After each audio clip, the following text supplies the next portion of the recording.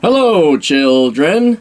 This is a response. We're gonna not really a response or a request. This is me responding to an article written in the Daily Mail by a woman. She's like I think 50, and it's about how all of her sons, who are now like in their late 20s and 30s, they don't want to have children, and she's like, oh no. So she just doesn't understand why her sons don't want to have children, and says this might be a question for all of you baby boomer types who are wondering where are the grandchildren, for all you ladies out there who are in your 20s or 30s saying, why isn't he proposing? Why doesn't my husband want children? And I'm going to answer that, and then hopefully we can all learn something. And you can, ladies, you can learn something from this, so you don't end up like that gal in the UK who wrote the article who, last I checked, I think I read through the entire bleeping article, and there wasn't one mention of a father. So let's begin. All right, 1, their childhood sucked, okay? And they don't have fond memories of daddy giving them a credit card or cash and you'll go have fun at the mall, honey. There was none of that. It was like you were fucking happy to go to Target and get a soda. So that's one thing, is they don't have a positive remembrance of childhood. So they're saying, why the fuck would I do that to some poor kid? 2, they look at their parents who went through fucking hell because, like, they could put together the math. They realize, like, hey, my parents had 3 kids and they only made $10,000. That's jack. That's nothing. And even more recently refreshing their memory is their friends who were stupid enough to have kids, or let's take their friends that were so stupid to get pregnant at teenage. We know that's stupid. But they're watching their friends who got married, 5-6 years ago when they're 23, 24, 25, wasn't too bad. And now they got kids, and it's like, what happened to my friend? Where'd they go? And then they resurface a little bit, and they look all haggard like they've just gone through war. And then we asked them, hey, Bill, do you want to go get a beer? Oh, man, I gotta go back. Just want to say hi. Hi, Bill. Bye, Bill.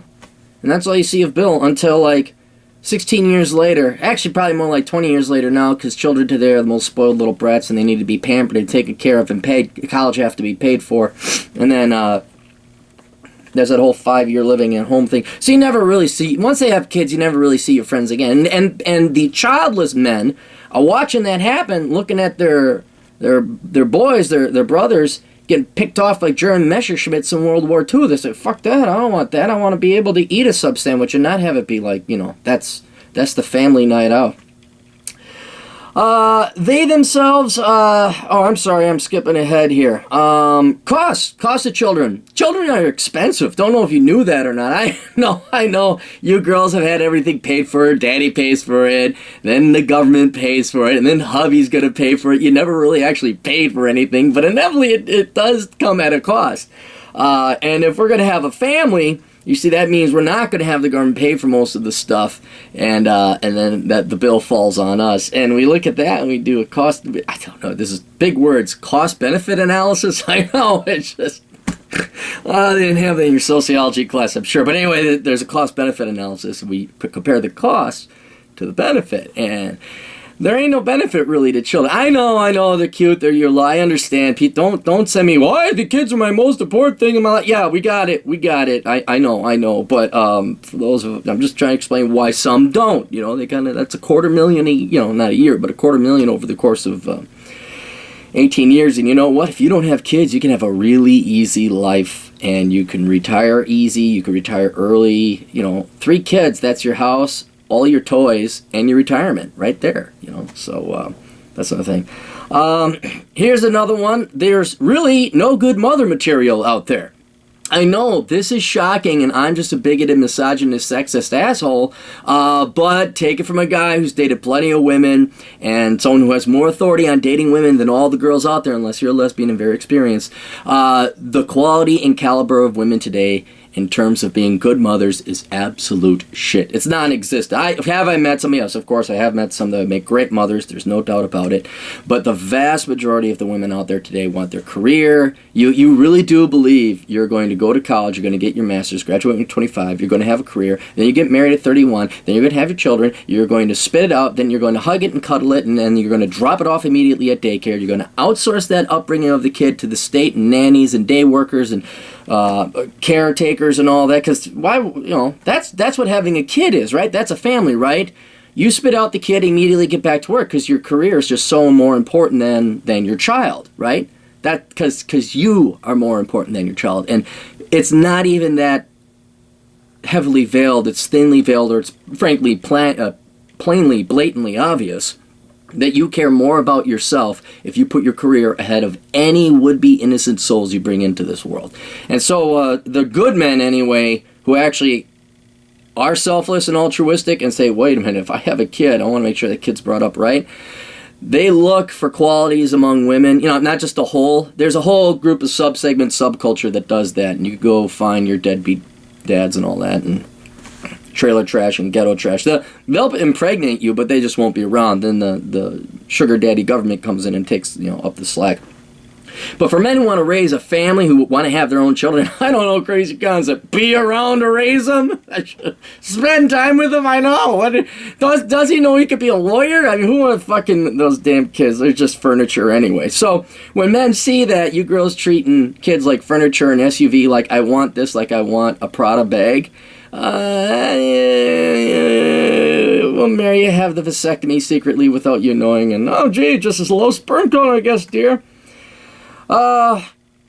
Risk of divorce. You know how I said low quality material? Yeah, this generation now coming up, we've not only seen our friends get divorced, we've seen our parents get divorced, and then we also seen our dads or our friends just get hammered for alimony and child support. And it's not that we wouldn't want to support the children. It's two things. One, we don't want our children being brought up in a divorced family, because once again, we actually are capable of altruism. But we don't like what minimum contact we have with the children. I know. I have many female friends who are married to absolute douchebags and have children, and I would not want the kids to be hanging out with those guys either. But they married a douchebag, and that's what I'm trying to prevent boys from doing here, is marrying a douchebagette. So anyway, so that divorce, and girls start 70% of divorces, and half the marriages end in divorce. Well, go to Vegas, you have better odds.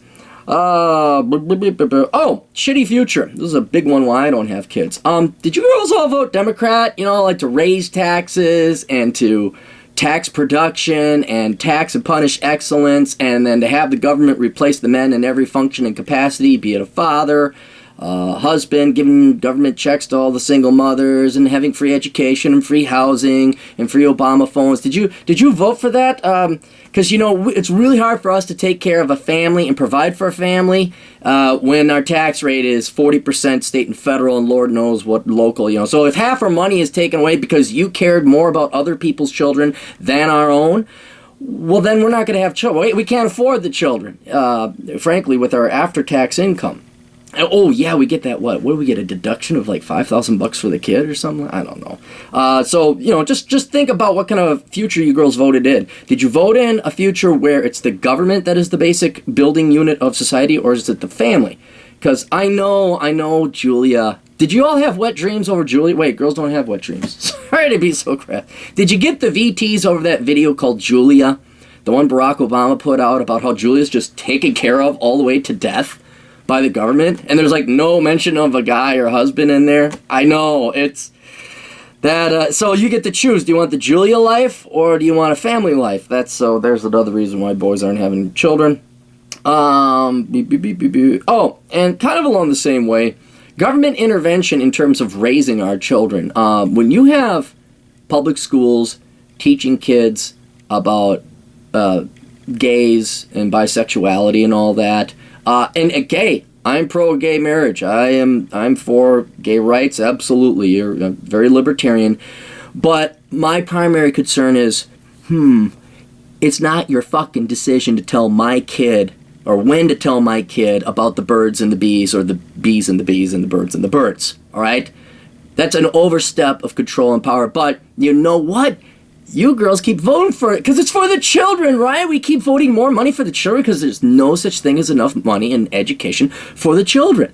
And there's no way the government would ever, like the kid that bit into a Pop-Tart and made it look like a gun and they suspended him. There's no power-hungry, power-tripping, fucking commie, totalitarian asswipes in the public schools. No, they're all a bunch of selfless, wonderful people and they'll never, ever discipline my child in a way that I find disagreeable, right? They'd never overstep their boundaries and start trying to become the state parent, right? Yeah, no, that's never going to happen. And yeah, so that's about it. Those are the primary reasons young men don't want to have kids today. There are others, I'm sure, no doubt, and you may find that disagreeable, but once again, if you want to be lied to, Oprah's over there, and she could tell you all about whatever made up thing. This is coming from guys. You can listen to it. Now, there is good news, and I do want to help you ladies out. If you do desperately want to have kids, you absolutely can. You don't need a husband. There's in vitro fertilization. There are deadbeats, losers, and gangsters. You could go to a trailer park. You can go to a ghetto, and you can go to a barrio. Lots of plenty of guys there. You could just go get knocked up, and then, you know what? The government check, meaning people like me, real responsible people, will just pick up the slack and pay more in taxes so that you can live the life of Julia. So you can have children. For those of you that want children like you want a piece of furniture, an SUV, it's like a thing. It's not a human. It's just like it's for you. You're having a child for you. This is about the kid. Fuck the kid. Who cares about the kid? You can do it all your own. You go, girl. You can do it all. You're such an independent woman with the assistance and help of the government and taxpayers. So, anyway, hopefully you all learned something today, ladies and gentlemen. Toodles.